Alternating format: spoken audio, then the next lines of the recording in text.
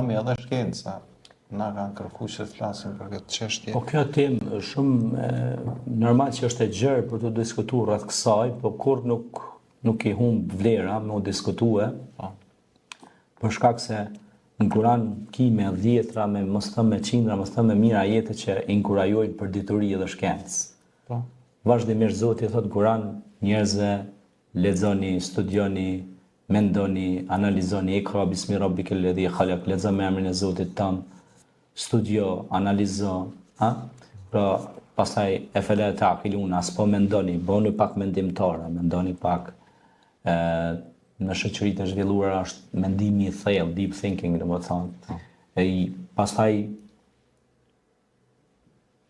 muslimanët me gjeneratave të arta kanë qenë mjek, kanë qenë fizikant, kanë qenë kemistë të shquar që i kanë dhënë njerëzimit alkimin, i kanë dhënë njerëzimit algebrën, gjeometrin, tarif, sifër, shifër. Këto janë pej muslimanëve, arabëve që studiojnë Kur'anin edhe jetuar me Kur'anin, fjala tarifa, doganore, shifër, sifër, këto kreti ke domethënë pej Kur'anit, fi sefer, sifër, këtë shifër. Pra gjitha këto i gjanë edhe na sot punojmë me të në matematikë edhe në gjeometri e kështu me radhë. Kur'ani vazhdimisht thret në shkencë dhe inovacion, thret në zbulime. Kjo është pra me të vërtetë që nëse hynin në oqeanin e Kur'anit dhe lexoni ai vazhdimisht ty të mush me oksigjen që ti me kon kërkues, sepse shkenca është kërkim i vazhdueshëm. Kjo është mirësi për mirësive të madhit Zot që për me fol për këtë temë normal se duhet një simpozium, duhet domethënë një kumtesë ose duhet shumë kumtesa për me u diskutue.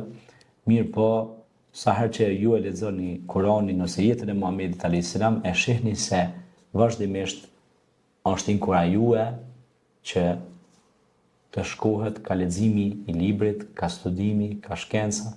Pastaj kemi Nasruddin Tusi, ka qenë akademik i fizikës, ka bë, do thotë, astrolabin, ka bë pra atë observatoriumin e vëzhgimit të yjeve, sikur sot NASA që e ka.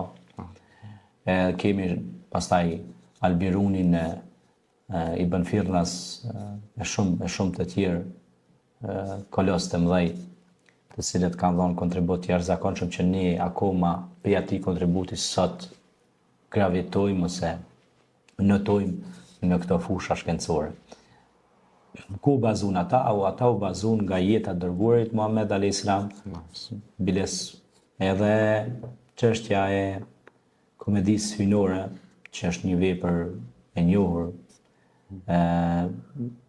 thuhet se ajo u inspiru nga udhimi i Muhamedit alayhis salam, Israja dhe Miraxhi. Kjo është pra me pak fjalë.